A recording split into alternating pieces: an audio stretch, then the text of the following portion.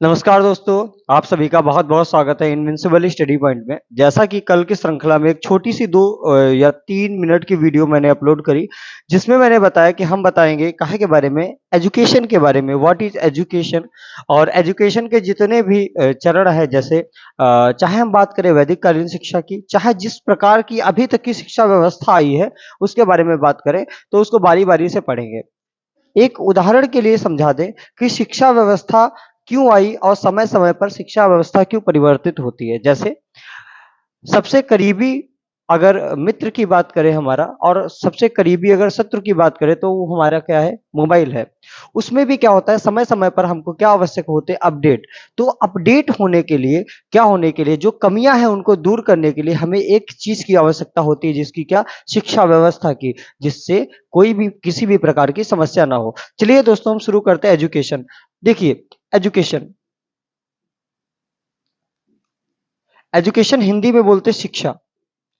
बाइलैंग्वेज चलेगा, किसी भी प्रकार की समस्या नहीं आएगी। हिंदी और इंग्लिश में जहाँ इंग्लिश के टर्म की आवश्यकता होगी, वहाँ इंग्लिश के टर्म इस्तेमाल करे जाएँगे और जहाँ हिंदी के टर्म की आवश्यकता होगी, वहाँ पे हिंदी के टर्म इस्तेमाल किए जाएँगे। एजुकेशन, एजुकेशन भी बोला जाता है।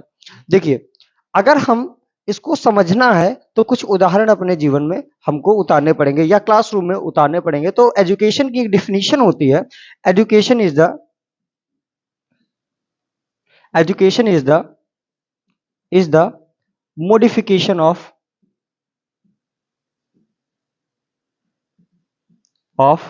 behavior.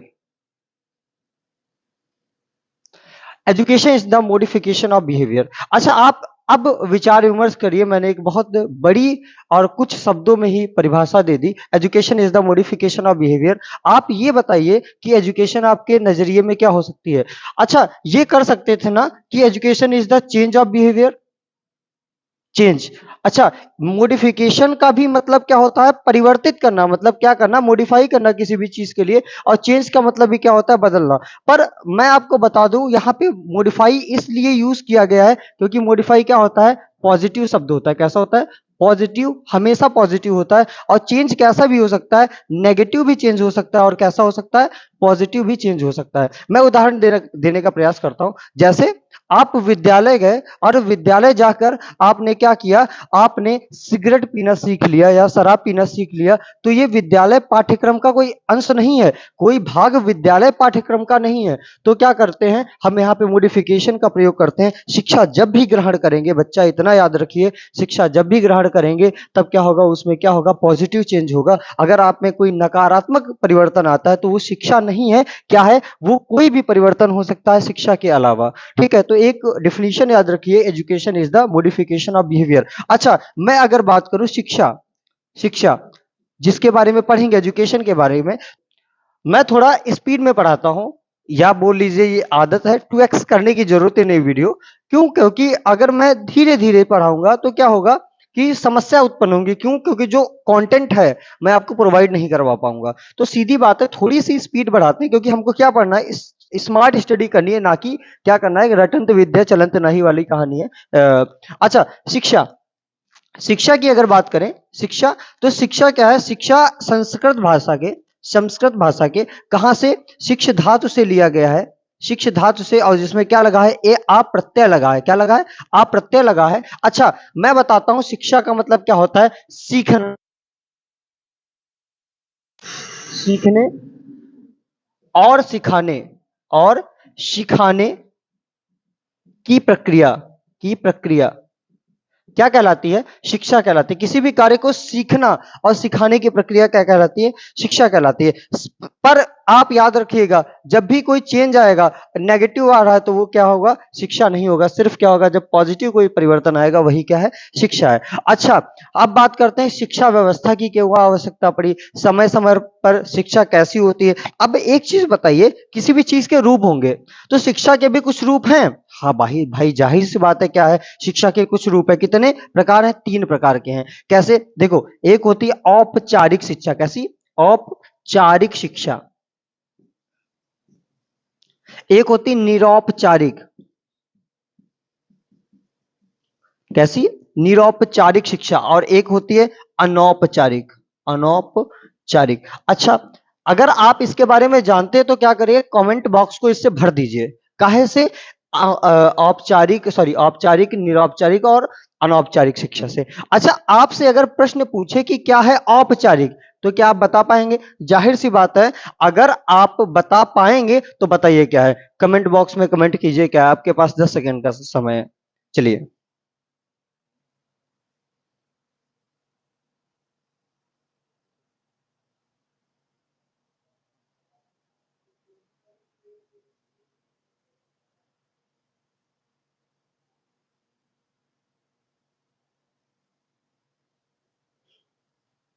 चलिए, टाइम अप।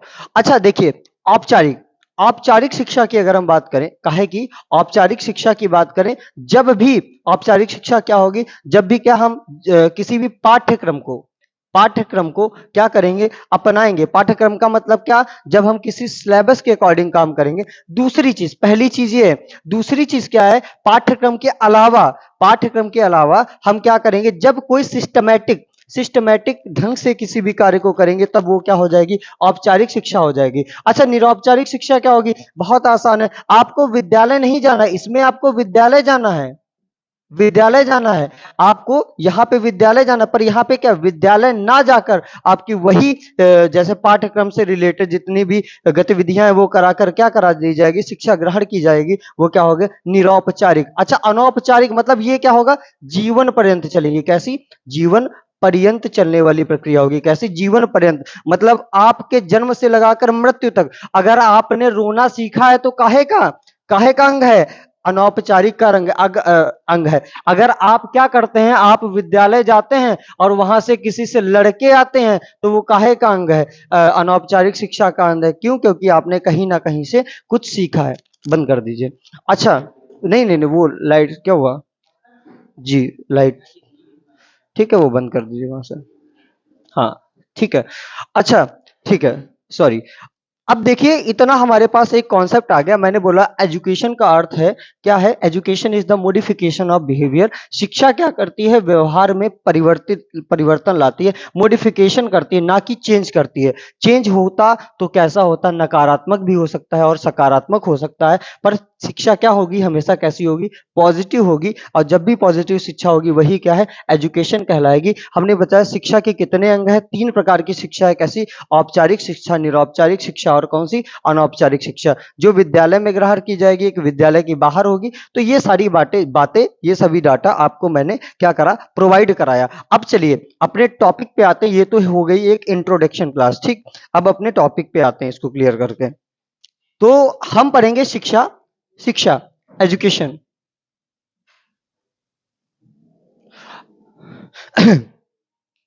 चलिए, हमने यहां तक की कहानी बताई। अब आगे चलते हैं अपनी शिक्षा व्यवस्था के बारे में, किस प्रकार की शिक्षा व्यवस्थाएं हमारे सामने आई। और अगर हम वैदिक कालीन से बात करें, अभी तक की शिक्षा किस प्रकार से चली, तो देखिए हम एक हेडिंग डालते हैं, क्या, प्राचीन, प्राचीन भारत की, भारत की शिक्षा, शिक्षा व्यवस्था, व्यवस्था, भारी प्राचीन भारत की शिक्षा व्यवस्था।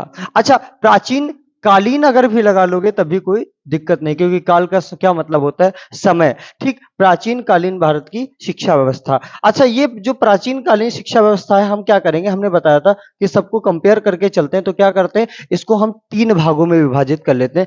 क्या होगी, पहले प्राचीन कालीन शिक्षा व्यवस्था, प्राचीन कालीन शिक्षा व्यवस्था, शिक्षा व्यवस्था, ठीक है, प्राचीन कालीन शिक्षा व्यवस्था। ठीक है, एक काम कर लेते हैं, व्यवस्था, ठीक। दूसरा हम क्या करेंगे, मध्यकालीन शिक्षा व्यवस्था, शिक्षा व्यवस्था। देखिए, पहले प्राचीन कालीन शिक्षा व्यवस्था हुई, फिर क्या हुई, मध्यकालीन शिक्षा व्यवस्था हुई, और फिर क्या हुई, आधुनिक कालीन, आधुनिक कालीन शिक्षा व्यवस्था, शिक्षा व्यवस्था, व्यवस्था। अच्छा, ये मत समझिए कि आधुनिक कालीन का मतलब एकदम फ्यूचर की एजुकेशन नहीं। जो अभी बीता हुआ समय है उसमें भी जो आधुनिक काल का मतलब क्या, जब आधुनिकीकरण हो गया, जैसे इलेक्ट्रिसिटी आ गई, या बात करें ग्रामोफोन का इस्तेमाल किया जाने लगा, कंप्यूटर्स का या कहीं ना कहीं किसी ना किसी प्रकार के कैमरे का प्रयोग किया जाने लगा, तभी प्रकार की उसी प्रकार की शिक्षा व्यवस्था की बात कर रहे हैं। तो अगर हम बात करें प्राचीन कालीन शिक्षा व्यवस्था की बात करें, तो प्राचीन कालीन शिक्षा व्यवस्था को क्या करेंगे, हम दो भागों में बांट देंगे। पहला वैदिक कालीन शिक्षा व्यवस्था, दूसरा बौद्ध कालीन। कैसी? बौद्ध कालीन। ठीक है, बौद्ध कालीन शिक्षा व्यवस्था, शिक्षा व्यवस्था। अच्छा, मध्यकालीन की अगर बात करें तो क्या आती है? मुस्लिम एजुकेशन, मुस्लिम कालीन शिक्षा व्यवस्था, शिक्षा व्यवस्था। इंग्लिश के लिए परेशान ना हो, मैं इंग्लिश के भी टर्म बता रहा हूं। और फिर ये बोलते हैं, जिसको बोलते हैं ब्रिटिश एजुकेशन, शिक्षा व्यवस्था, कालीन शिक्षा व्यवस्था, व्यवस्था। ठीक है, या अब तक की जो शिक्षा व्यवस्था चल रही है, अब तक की शिक्षा व्यवस्था, अब तक की शिक्षा व्यवस्था जो चल रही है। तो हमने क्या किया, एक देखो माइंड में मैप बना लिया पूरा। क्या किया हमने कि प्राचीन कालीन शिक्षा व्यवस्था जो है उसमें क्या हुआ कि हमने तीन भागों में बांटा। कौन कौन सा? प्राचीन कालीन शिक्षा व्यवस्था, मध्यकालीन शिक्षा व्यवस्था और आधुनिक कालीन शिक्षा व्यवस्था। प्राचीन कालीन को हमने क्या किया, दो भागों में बांट दिया। कौन कौन? वैदिक कालीन शिक्षा व्यवस्था और बौद्धकालीन शिक्षा व्यवस्था। बौद्ध शिक्षा व्यवस्था के बाद हमने बोला कि जो मध्यकालीन शिक्षा व्यवस्था होती है वो उसको काहे में बांटते हैं? मुस्लिम एजुकेशन में बांटते हैं। और जो आधुनिक कालीन शिक्षा व्यवस्था उसको ब्रिटिश एजुकेशन या अब तक की एजुकेशन के लिए मापते हैं। अब देखिए एक एक के बारे में पढ़ेंगे। जैसे हमने बोला कि वैदिक कालीन शिक्षा व्यवस्था क्या होती है, फिर क्या करेंगे, बौद्धकालीन शिक्षा व्यवस्था पढ़ेंगे, फिर क्या होगा, सभी शिक्षा व्यवस्था को बारी बारी से पढ़ेंगे। तो एक काम करते हैं, आप इसको इतना नोट डाउन कर लीजिए। मैं क्या शुरू करता हूं, वैदिक कालीन, वैदिक कालीन, वैदिक कालीन शिक्षा व्यवस्था, वैदिक कालीन शिक्षा व्यवस्था। अच्छा, वैदिक कालीन शिक्षा व्यवस्था की अगर हम बात करें तो देखिए मैं बताता हूं।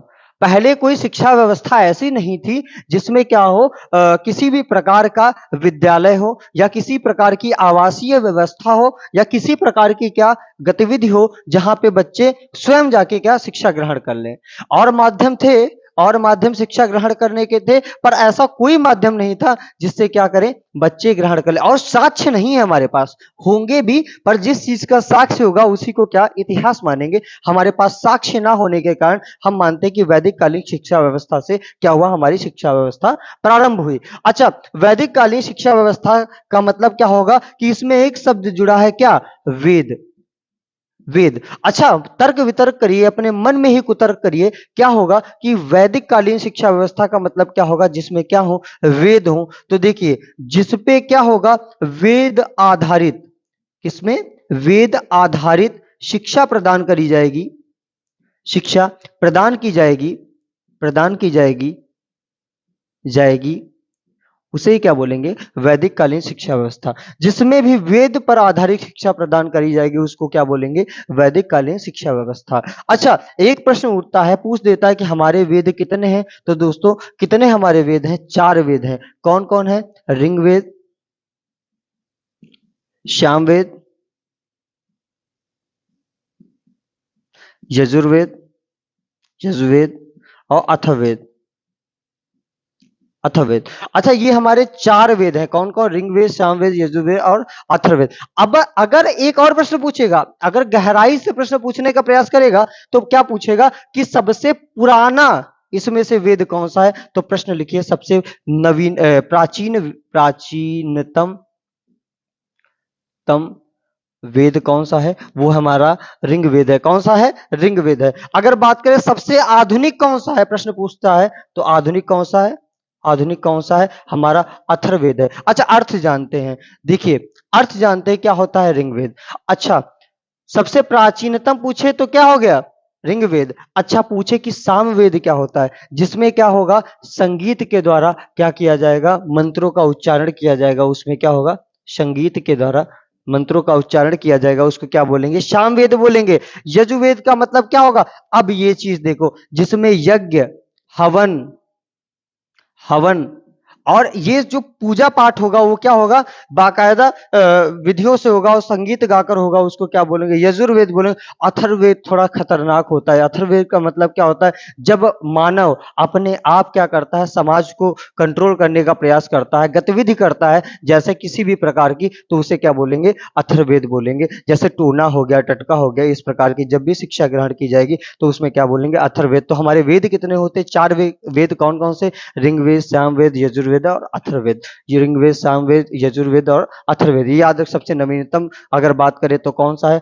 अथर्ववेद है। सबसे पुराना अगर बात करें तो ऋग्वेद है, जिसमें संगीत का प्रावधान होगा तो सामवेद होगा, और जिसमें यज्ञ का बात होगा वो कौन सा होगा, यजुर्वेद होगा। हमने बोला कि अगर बात करें कि वैदिक कालीन शिक्षा व्यवस्था का अर्थ क्या है, जब वेद पर आधारित शिक्षा दी जाएगी तो उसे क्या बोलेंगे, वैदिक कालीन शिक्षा व्यवस्था बोलेंगे। तो इतना डाटा अभी आप एज ए इंट्रोडक्शन सही है। अब देखिए, हम पढ़ते हैं, हम हाई स्कूल पास हुए तो हम कहे कि स्नातक पास हुए, हम 12th पास हुए तो हम बोले कि 12th पास आउट हैं। अब हम बीएससी कर लिए, एमएससी कर लिए, तब बोले जाएंगे कि हम ग्रेजुएट हैं। तो क्या पहले ऐसे कोई शिक्षा व्यवस्था थी जिसमें नामांकन होता हो या आपको स्थितियां दी जाती हो? तो प्रश्न उठता है, होता है या नहीं? तो जाहिर सी बात है, होता है। अगर आप एक वेद का ज्ञाता होंगे, ये 4 वेद हैं, अगर हम आप एक वेद के ज्ञाता होंगे तो आप बता सकते हैं आप क्या बनेंगे, एक वेद का ज्ञाता क्या कहलाएगा? रुक जाइए, मैं यहां पे कर देता हूं। एक वेद का ज्ञाता, एक वेद का ज्ञाता, ज्ञाता जिसको एक वेद आता होगा वो क्या होगा, वो होगा स्नातक। स्नातक, उसे क्या है कि उपाधि दी जाएगी, जिसको एक वेद आता है वो क्या होगा, स्नातक होगा। और जो 2 वेद का ज्ञाता होगा, 3 वेद का ज्ञाता होगा और 4 वेद का ज्ञाता होगा, आप लोग कमेंट बॉक्स में कमेंट करिए कि क्या होता है एक वेद का ज्ञाता, 2 वेद का ज्ञाता और 4 वेद का ज्ञाता। 5 सेकंड का आपके पास टाइम है। नहीं, देखिए, अगर 2 वेद का ज्ञाता है तो उसको क्या बोलेंगे, वसु बोलते हैं। 3 वेद का ज्ञाता जो होता है उसको रुद्र बोलते हैं, और 4 वेद का ज्ञाता होता है उसको क्या बोलते हैं, आदित्य बोलते हैं। क्या बोलते हैं, आदित्य बोलते हैं। हमेशा याद रखना, आप में बहुत ही महत्वपूर्ण, अगर इससे प्रश्न बना तो कहां से बनेगा यार, जब क्वेश्चन ही नहीं छोड़ोगे। जब क्वेश्चन नहीं छोड़ोगे तो कहां से बनेगा, एक वेद का ज्ञाता क्या स्नातक, एक वेद का ज्ञाता क्या स्नातक, एक वेद का ज्ञाता स्नातक, 2 वेद का ज्ञाता वसु, 2 वेद का ज्ञाता वसु, 2 वेद का ज्ञाता वसु, 3 वेद का ज्ञाता रुद्र, 3 वेद का ज्ञाता रुद्र, और 4 वेद का ज्ञाता आदित्य, 4 वेद का ज्ञाता आदित्य। क्या, आदित्य। अच्छा, इतना डाटा काफी है परिचय जानने के लिए। अभी बाकी है, क्या क्या पढ़ेंगे हम, उद्देश्य पढ़ना है, विशेषता पढ़नी है, कैसे हम बच्चे को प्रवेश कराएंगे वैदिक कालीन शिक्षा व्यवस्था में, क्या संस्कार होंगे। जब वैदिक कालीन शिक्षा व्यवस्था पूर्ण हो जाएगी तब बच्चा बाहर कैसे निकलेगा, हर प्रश्न का उत्तर मिलेगा। पर क्या, आपको अंत तक बने रहना पड़ेगा। ठीक है, तो क्या करते हैं, एक बार क्विक रिवीजन कर लेते हैं। हमने बताया कि शिक्षा, शिक्ष प्लस में शिक्ष धातु में, संस्कृत के शिक्ष धातु में आ प्रत्यय लगा के बनी है, जिसका अर्थ होता है सीखने या सिखाने की जो प्रक्रिया है उसे शिक्षा कहते हैं। हमने बताया शिक्षा को 3 भागों में बांटा गया है। कौन कौन सी, औपचारिक, अनौपचारिक और अनौपचारिक। ठीक, औपचारिक, अनौपचारिक और औपचारिक, ये शिक्षा व्यवस्था, शिक्षा को बांटा गया है। अगर बात करें प्राचीन भारत की शिक्षा व्यवस्था तो कितने भागों में, 3 भागों में बांटा गया है। कौन कौन, प्राचीन कालीन शिक्षा व्यवस्था, मध्यकालीन शिक्षा व्यवस्था और आधुनिक कालीन शिक्षा व्यवस्था। प्राचीन कालीन शिक्षा व्यवस्था के कितने भाग हैं, 2 भाग है। कितने भाग हैं, 2 भाग है। कौन कौन सी, वैदिक कालीन शिक्षा व्यवस्था और मध्यकालीन शिक्षा व्यवस्था। मध्यकालीन की बात करें, जब मुस्लिम एजुकेशन की बात करते हैं तो मुस्लिम कालीन शिक्षा व्यवस्था की बात आती है, और आधुनिक काल की शिक्षा व्यवस्था जो है वो ब्रिटिश एजुकेशन या अब तक की एजुकेशन है। तो आज आशा करता हूं आप सभी लोग, इतना काफी है डाटा जानने के लिए, समझने के लिए। आप क्या करिएगा, एक इसको शॉर्ट नोट के थ्रू या माइंड मैप जैसे भी बनाना चाहे बना लें और नोट कर लीजिए। आशा करता हूं आप सभी को वीडियो पसंद आई होगी, और अगर पसंद आई है तो क्या करें, फॉरवर्ड कर दे दोस्तों को, जिससे क्या इससे मनोबल बढ़ता है, और कुछ नया नहीं होता है, मनोबल बढ़ता है, और हम लोग क्या करते हैं और भी ज्यादा आप लोगों के लिए मेहनत करने का प्रयास करते हैं। धन्यवाद।